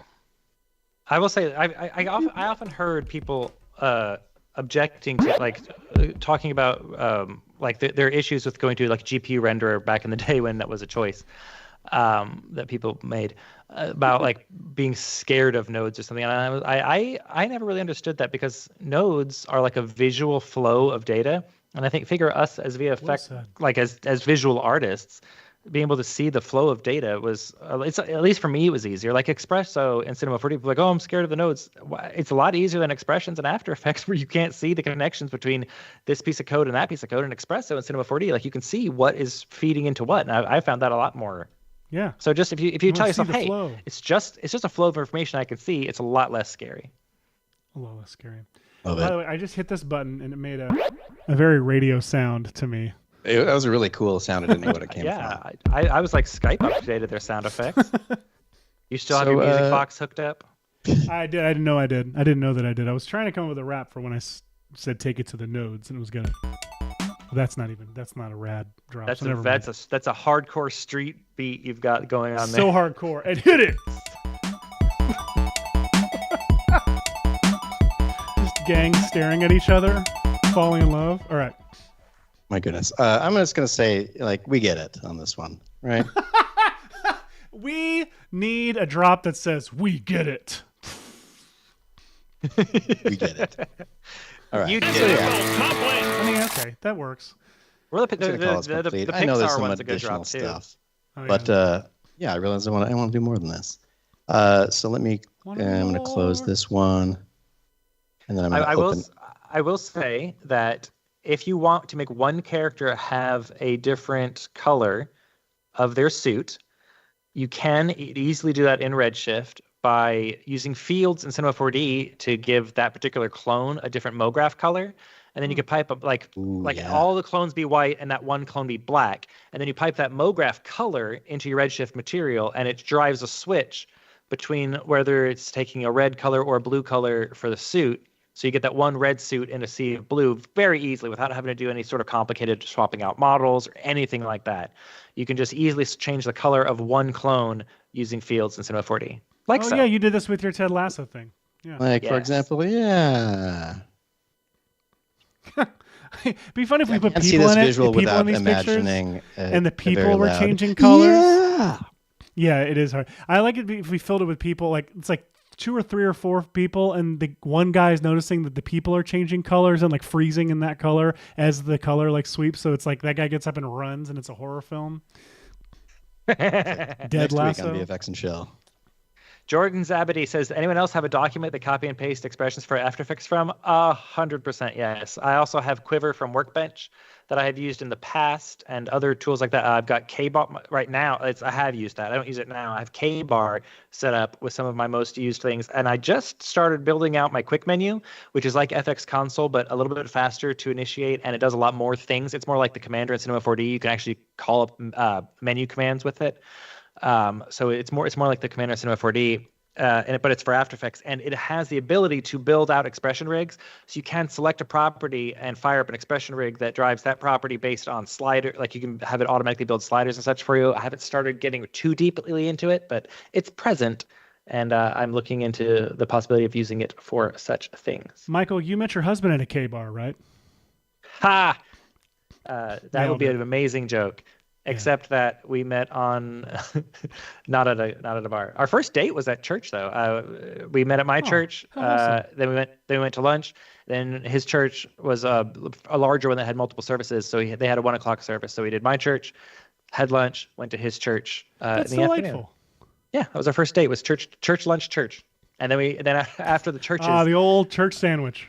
Yeah. After the church, went to Sonic and here's so we went to Sonic, we went got milkshakes and went to go sit down he had a hatchback at the time, and he had to move a bunch of power tools out of the way so he could sit down in the back, and I was like, oh, he's got power tools, like used power, like cut to he never uses them. He just had them there as like a move. No, they were there. He did use them. No, he's good with. I was about to say something that would fire up the consensual Star Wars drop, and I thought you were too. I really did. I was about to. Like I was on a roll. I was like, oh yeah, he's great with his, and I was like, oh nope, we're just gonna leave it right there.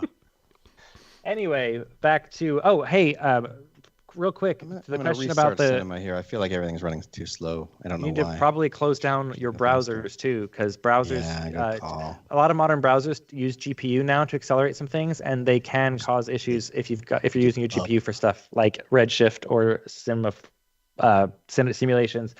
To answer your question about the house builder, while we stare at Hashi's desktop real quick, the guy in charge of the guy in charge of the capsules and other things in the asset browser has answered and says they're going to take a look at it. It has broken multiple times, so they're going to take a look at it to see if it's able to be brought back to life. So thank you for asking us to look into things. Here's the thing. Sometimes developers make stuff and they don't know if it's something that you find very useful. So if something breaks, they might think, maybe no one's using it, and they might not think that it needs to get updated because there's only so many person hours in a day. So if there's something that's broken in Cinema 4D or in any of the Red Giant tools that you love so much, say something. You might think, this is so broken. Why aren't they fixing it? They might not even know it's broken. Like there might be something special about your setup or the way you're working. No, it's not really. What? Well, that one popped up. No, they just might not know that it's useful for you, or like it's something anyone's even doing, or it might just be something odd that you and maybe all your friends are doing because you and all your friends have a particular setup you're working. I remember there was a very particular bug that a bunch of people were complaining about, but it was because they had this plugin and this other plugin installed. That's something about the two plugins being installed caused the fuss up. So they and all their friends who were doing the same kind of work were like, this is broken for everybody. No, it was just broken for this small group of people who happen to have two different things installed simultaneously that were fussing with each other. So again, that's a long version of me to say, if something's broken, just say something. File a report. It's much more likely to get fixed if you say something. Your vote. I mean, it could be brave. a couple. Well, it could be a couple of people also spoken up, and your extra vote on the pile moves it up in the priority list. Speaking of, same goes for After Effects or Premiere Pro or any of the tools you use. And democracy. So make sure you get out and you vote. If you're in America. For her. Yeah. And if you're in Canada, try to do it too. Vote. No, just kidding. Anywhere where there's a democracy, it's a good idea to vote. Let your voice be heard, even if you feel like it's not your doing voice much. sucks. If your voice sucks, just stay home. You're good. You're probably taken care of. Incredible. Have I said enough offensive things on this show yet? On this episode? We're still broadcasting, so I think we're good. Yeah. Hell yeah. We're still live on X, whoa. so I guess we're doing good. Okay. I'm having a devil of a time over here. Seth, if you want to, I was going to do a quick primer on the soft body dynamics, and so I grabbed this Seth model, threw in a plane, and pressed play.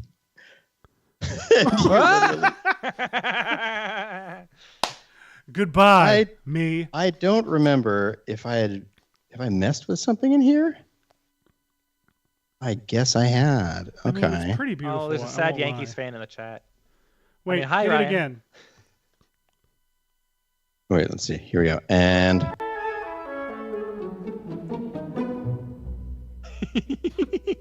wow.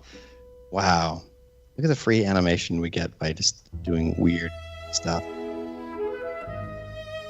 All right. I'm copy and pasting everything to a new document. I think my document, I forgot that I was playing with the physics to do some of the other sims. So if I throw this in here and just add a basic collider tag to a plane and just from scratch add a soft body tag to Seth.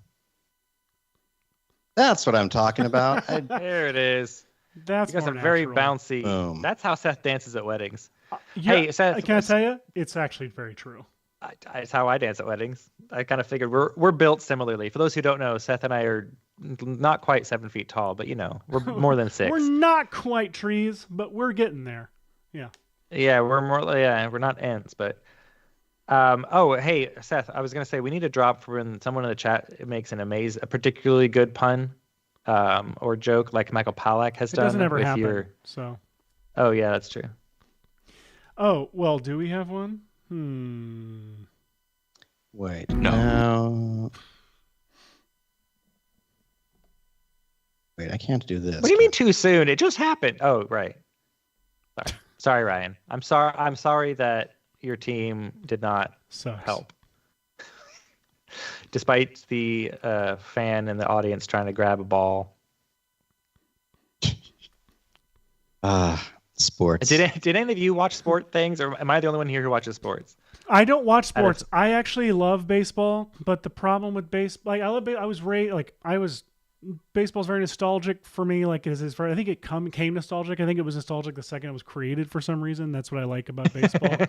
And the problem is, I will go to a game, I'll sit down, and I'll be like, I'm liking baseball, and then I'll realize it's been 30 minutes, and what have I been thinking about? I have no idea what's going on in the game. I have not been paying attention. Baseball.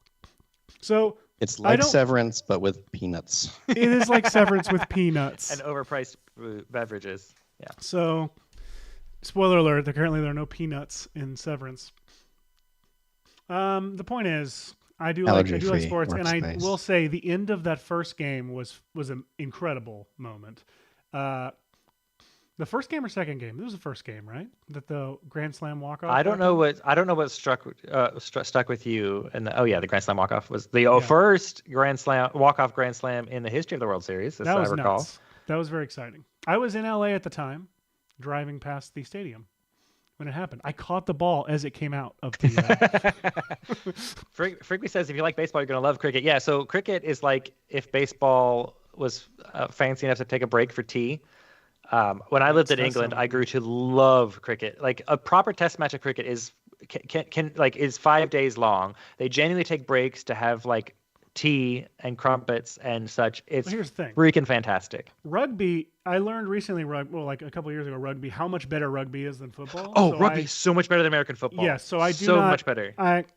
I do not doubt that cricket rules. Rugby is incredible. But cricket goes the opposite way. Cricket's like relaxed baseball, Yeah. and rugby is like if American football had action in it. Had It's like excitement. an American football game is like 11 minutes of action in 3 hours of game, and rugby is like that same level of action, but constantly the whole time. Non-stop. Yeah. And the brilliant rule of you can only throw it back, like you can only throw the ball back, not forward. Yeah. Is You can the kick it most forward. Yeah. brilliant freaking rule I've So ever heard good. of, and it makes it so fascinating to watch. Rugby is my favorite. Favorite sport to watch, hands down, all-time favorite sport to watch. Cricket is mid-journey baseball. Sorry, I saw that comment. Yes. Yeah. I just like us having a random discussion while things are going on. Jordan's asking how many soft bodies are too many soft bodies before C4D crashes, and the answer to that is depends on your hardware. I don't know. How many? But I'm gonna find out. Freaking love. Yeah. Good God. Turn it up, Hush. So what are we at now? We're at how many? Is our object? I mean, how many polygons you have right matters. now. The settings you have matter. Your hardware matters. Like there's not a. I'm on it's a like how long is a piece of 2080. string. I Just tell you so what, you know. Hush, So I'm not running a cutting edge machine over here. We're going to just run so to a everyone quick knows. break, and then we're going to come back, and Yeah, Hashi's going to commercial destroy break. his computer live. Here we go.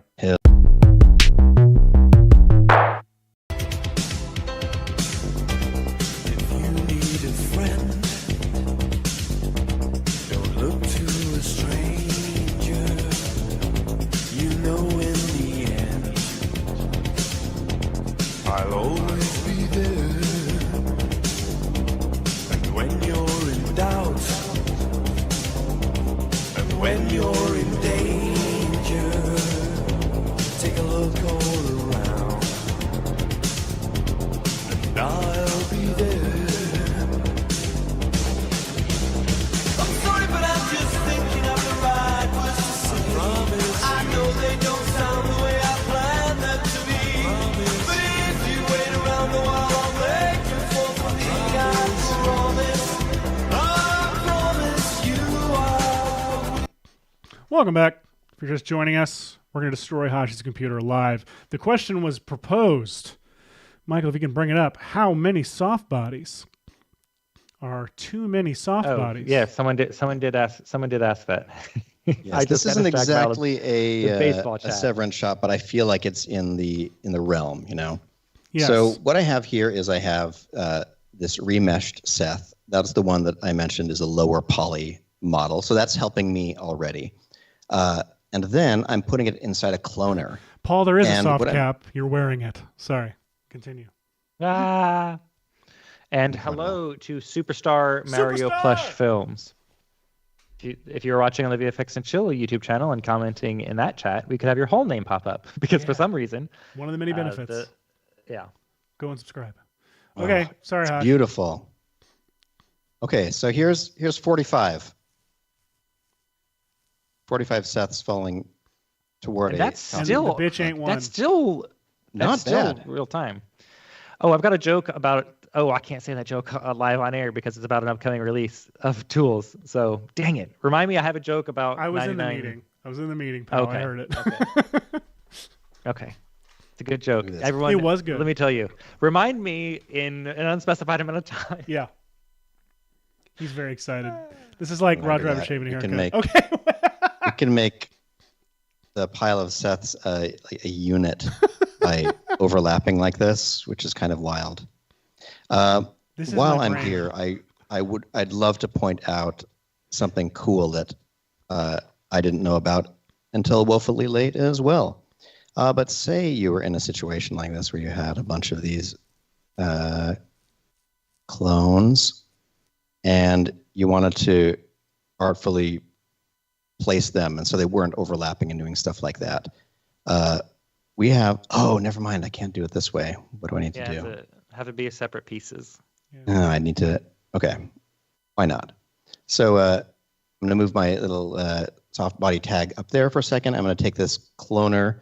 I'm going to spread them out a little bit further so I actually know that they're not interacting. Whoops, oh no, I'm just increasing the number of clones. There we go. Let's spread these out. Where you A had it little less huge and they that were all way. trying to fit into the mug, that's very much what it looks like in my brain when I'm trying to talk or say anything. That's how I felt today. I'm sorry if I've been a little bit uninformative, Now, but you've been the only informative thing, I think, aside from everything Michael says. What that means is I've been uninformative and you've been great. I felt like at least like my energy started off weird at the show. Like I was like gloomy Gus at the beginning. I'm glad I've only because you were cheered physically gone for for a little bit, but that's it. I think. well, not that. It's I don't know. It's just, Well, you got physically a gone. lot on your mind, bud. We don't. That's not for the show, but you got a lot on your mind, and I don't think you seem gloomy Gus at all. oh, okay, I'm glad. Yeah, You seem Excellent. magnificent, Michael, to me. all right. So I am wearing my went happy ahead Michael and Magic. just pressed collapse Save a transformations on the cloner, which turned all of these into their own clones up here. So there are a lot of times if you like, especially just for still, if you needed to have a pile of things, you could create a sim like this, and then go ahead and run it, and then sort of like with like the cloth tools, you're sort of finding, letting it this. run, Yeah. and then you could maybe grab a frame like this, which looks kind of neat, and then save this whole thing by going up to the cloner and saying current state to object if you wanted. And it's kind of cool. But That's cool. say you wanted to, I don't know, place these things a little bit more dynamically. There is an awesome tool right here that I freaking didn't even know about called a dynamic place tool. it's so good. Watch this. With the dynamic place tool, you'll see they're all selected here. I just grabbed this pile and, oops, I grabbed the cloner, not the individuals again. Did it again. All right. I'm grabbing the individual pieces. Now, watch this. Wow. It's so neat. Like this is great for like if you're trying to set up Look like at this. like an architectural visualization or something. You want like a cup with a bunch of pencils in it. You could just put a bunch of pencils in the cup. They'll go in the cup. They'll fall down on the side of the cup. You can hold Shift, I think, and it activates gravity, and they fall. Like it's great for putting like books on a shelf. satisfying. It's really really good for set design type like Seth just design? setting Seth design for just setting up a Yeah. scene. Yes. It's So just- so it's the just so shift good. thing, Setting for up a example, I could scene. select all of these and then hold down.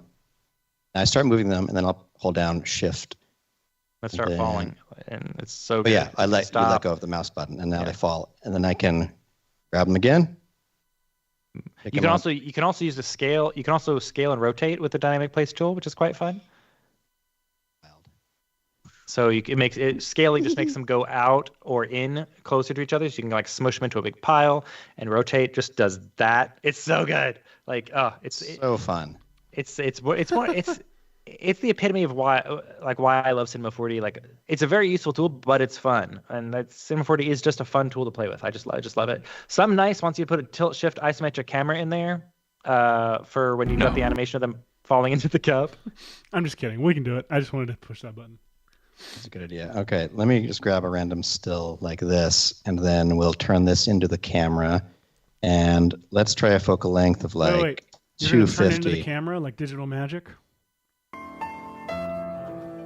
Digital magic. Oh, sorry. The camera turns into him. Yeah, it's different. Okay, that music with you slow zooming out from this shot of a pile of me's was very We need one funny of to me. those like a Ridley Scott aria. Yes. Or this. Okay.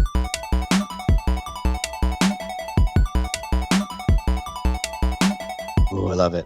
Okay. Jordan Zabady has a good question. How to avoid clipping through objects with simulations when you're using collision objects. There's a couple of different things that might be causing collisions to happen.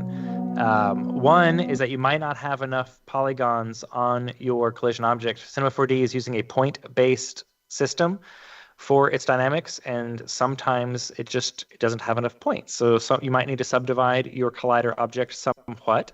You also may need to hit Control D or Command D and go into your project settings, into the simulation settings, and up your amount of collision substeps or some other substeps. Because what a simulation system in the computer is doing is it says, hey, this object is here, it should be moving down here. It's moving at blah, blah speed this fast. over, so it moves each frame and then it recalculates. Well, if your collider is really thin and your thing's moving really fast, the points where it should be colliding might be here one frame and here the next. And if you don't have enough little sub-steps where it's checking for collisions in that process, it might go through a thing. So again, it depends on what kind of simulation you're doing and how fast it's moving, how many, there's a bunch of reasons it might not be colliding like you like. I was trying to demo some particle stuff the other day, and I had my collider stuff before something else in the scene. So it was calculating collider and then moving the particle. So my particles were going through the mesh and not even colliding because I was moving them post the collision. Like there's a bunch of reasons it might not be. So those are 3 of the most common ones. Where did I put your flat? Are you looking for texture, Seth? Oh, you're looking for a Seth texture. I can't help you with that. I realized I built it in. Oh, actually, it should be in the project already. But where did I save it? Seth, whole texture thing.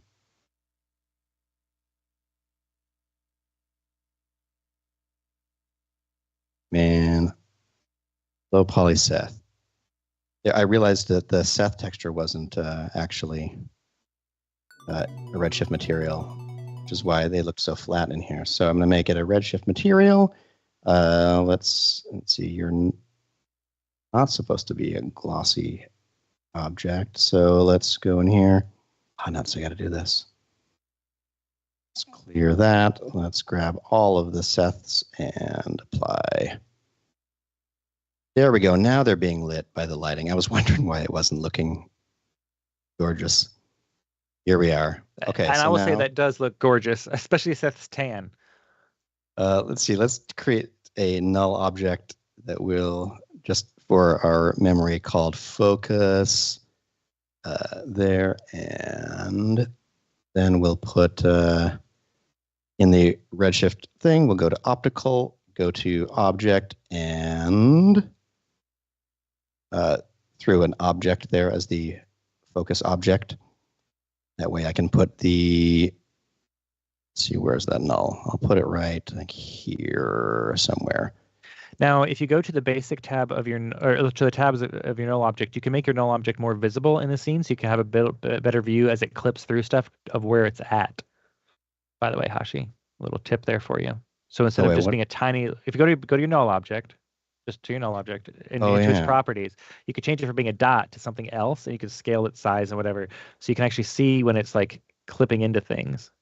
Maybe not if you've got the Redshift viewport running, but outside of it, see, you made it very big, like if you do something 3D, like you can see if it's clipping through stuff, and that really helps you see where it's at instead of trying to look for that tiny little dot. Just a little tip for you there. Like that, make your cube smaller. That's huge. It's locator mode right now. Okay, let's see. Let me go back to Redshift view. Let's start that up. Whoops. And let's see. What do I want to do here? I want to turning down my F.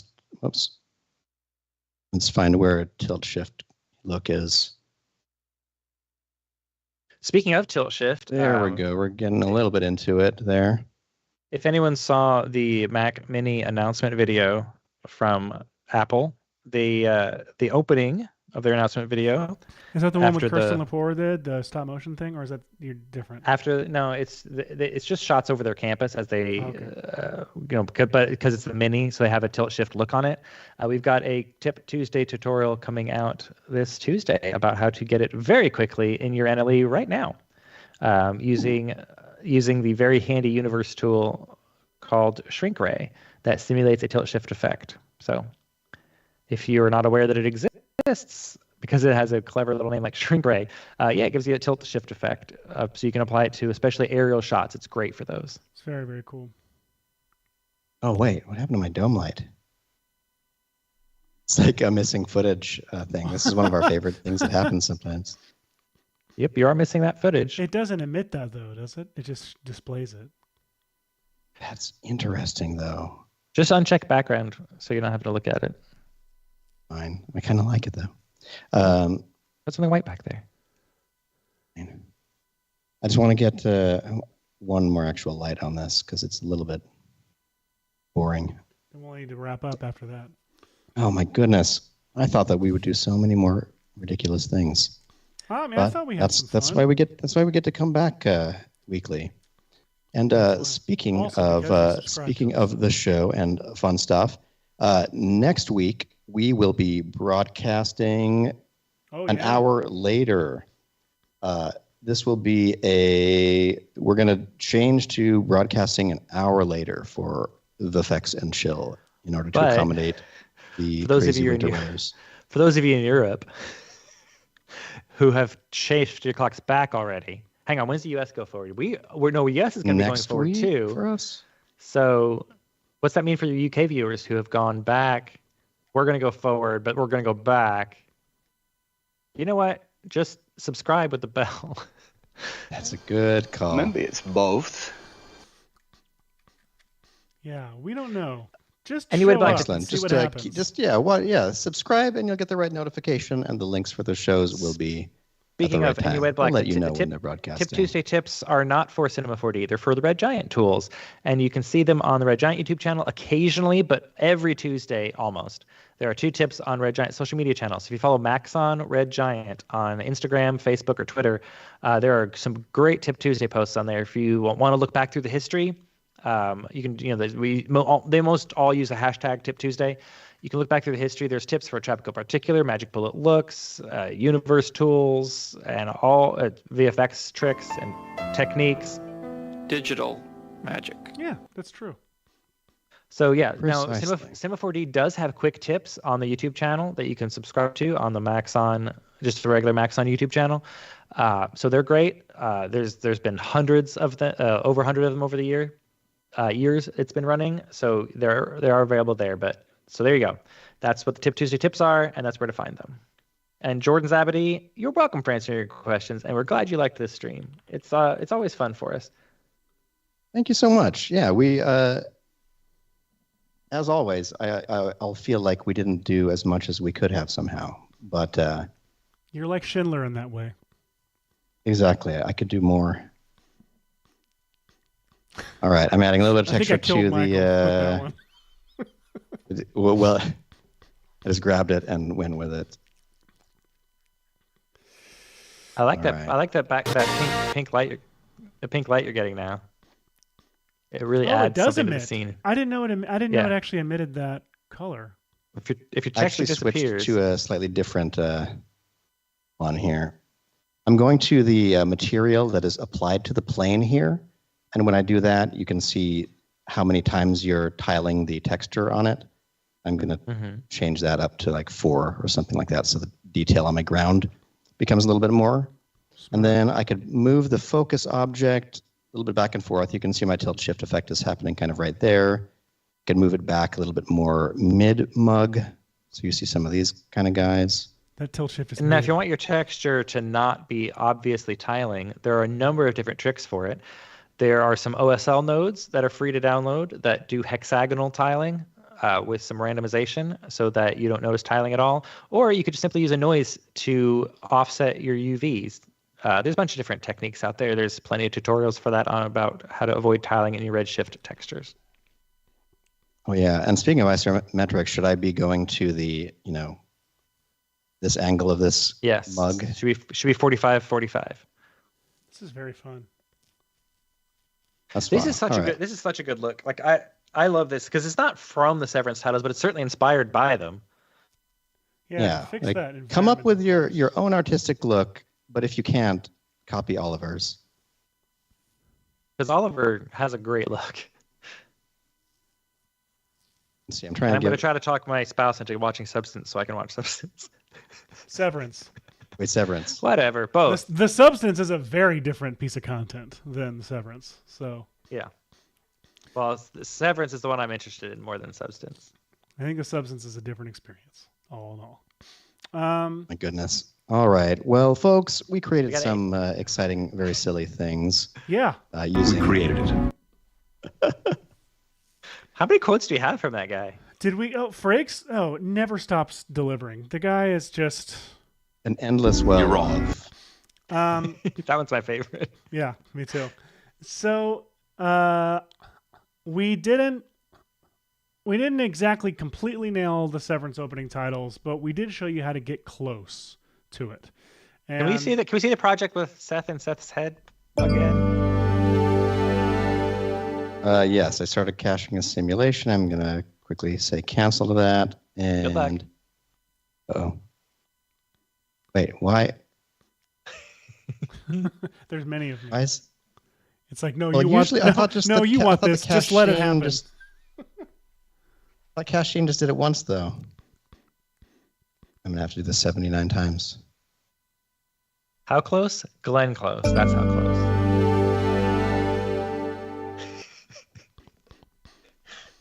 What have I done? I didn't know that it would do it like this. I guess I must always just select one instead. Can I just? What, tell it see, no? hang on. Did you select all the tags and then click the cache instead of I clicking must on have one selected tag? all the tags because I did. I almost always just press cache Oh, well, then you're scene almost on one of them. Then you're almost done waiting for it. You're close. Okay, I just need to have killed this 79 times. No, there's no way. These are taking a second apiece. But I wanted Justin to. Leduc wants to let you know that they are currently laughing. Thank you. See, that's a good way to know because it's what we all. We're all worried that you're not laughing. All right, so YouTube chat has a little react feature in there you can throw in there if you would like. make it stop caching, Hush. Just keep hitting cancel. Oh, you quit. I see. Fine. So you're gonna open up that head project I'm gonna file. open up and the then we're gonna- doorway, look at a we're gonna shot jump again out. as well. I want Here, to see tell the you what, headshot while we're one. waiting. No. You ready? Can I go to your screen yet, or Go for it. Why not? go for it? Do, do, do, do, do, Oh, do, hey, do. look at those cool guys. Hey, it's me. That actually, Egon, that the actually from does the look. animated show. There it goes. Let me tell you. It goes from cool to not cool. Yeah, well, when it's it gets because to it's. texture. Hey, how dare you? No, I mean, from like it gets more the Severance look, which is not. I mean, it's a cool look, but it doesn't look like a cool guy movie. Whereas when you have that like kind of metallic look, it kind of looks like the Terminator metallic version. Michael, thank you so much for digging that hole. I really needed it yeah. I'm really good at finishing thoughts. So wait, this is the one. I thought you were talking about the giant head. I want the stuff. I want the giant head one. Yeah. Oh, the giant head one. Yeah, that's the one I wanted. What was to that see, one 'cause called? That was called. We didn't look really good at that Severance. one. Didn't. Seth Halfhead. Yeah, I wanted to see that one because we've got 4 minutes. 4 minutes. All right. We'll take a quick look at this. Okay. So this was Why do we have to cut these things so damn close? So I do really enjoy the way this goofiness turned out. So I liked it 'cause here it has we all three of have. You look so checked out. It's great. I love it. Yep. I'm resigned. Yeah, this ended up being pretty cool. I liked. Originally, I had the glasses like where your glasses are, which remarkably That's makes fun. this more you. Like I can Yeah, tell it this does. is you now. But I thought that this framing was weird because it Yeah. felt like Michael's in the glasses or whatever. Well, and the glasses also need to be tilted because the earpiece. Anyway, yeah. That was one thing I actually noticed about the poster is that to cut your head in half You have to through cut the the ear in half, nose, so you lower the ears. it would cut your. Yeah, so you had to. The ears are all bent down, which is what's also in the Severance poster. The ears are smaller and lower, just adding to the to the weirdness. I'm sure my camera's locked in place. Let me get a new. There we go. So this effect was, if you have a scan of your head, fairly easy to Which do. everyone should. Let's see. We got. What do we have? Seth suit 2. Let's do that. Okay, so here's what you do. You grab your head geometry. You grab a. Let's go to the default camera. Shake it Grab all a up. cube. I can't resist saying that I used to be really into the hokey pokey, but I've turned myself around. Jesus. Yeah, too. Damn it, Michael!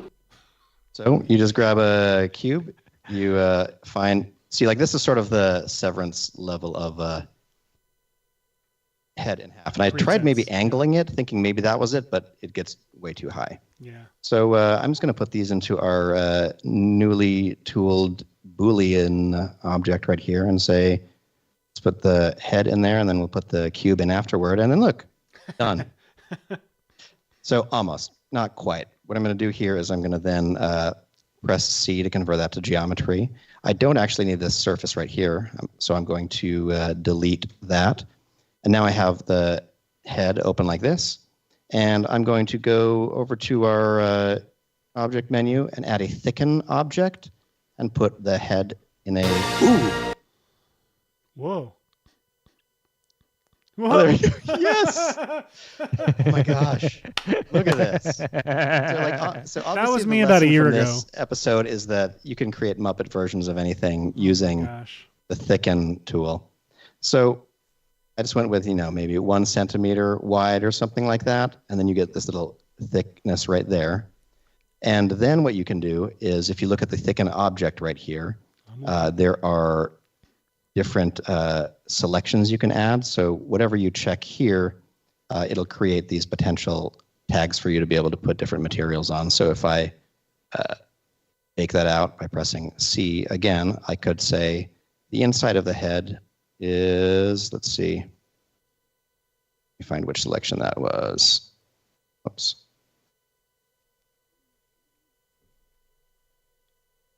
Okay, there's the top edge there.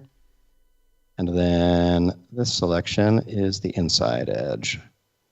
So yeah, you get polygon tags that you can put a different material on the inside of the But I do want to point out that you don't need polygon tags necessarily. Well, for the thicken generator, you might need them, but you can if the normals are if this is the backside of the normals, you can just Christian band put. normals? You've got an option in the material tag, whether it's the front, the back, or both. Oh yeah, when you're on, when you're right here. You're right. That's here a good all the point. way. Yep. That's what I did for the name tag. Actually, the name tag is that on the front and blue on the back. Boom. Incredible. Look at that. You've been severed. You've been severed. Professor I got Honeydude. severed. Man, everybody, we did it. This week we got severed. Thank you all so much for joining us. Please, again, make sure you go and subscribe. YouTube.com/@VFXandChill. You can subscribe to the other channels too, but make sure you go to that specific channel because we're broadcasting to a bunch of different channels. We post other weird stuff on that channel that you want. You want this in your life. And also go to maxonvfx.com/chillbox and suggest some crap for us to do on the show. And remember, we're starting an hour later than we normally do next week. So however you experience time, we will be an hour later than we started this week and than we always start. And we're going to basically be doing that from now on because of life.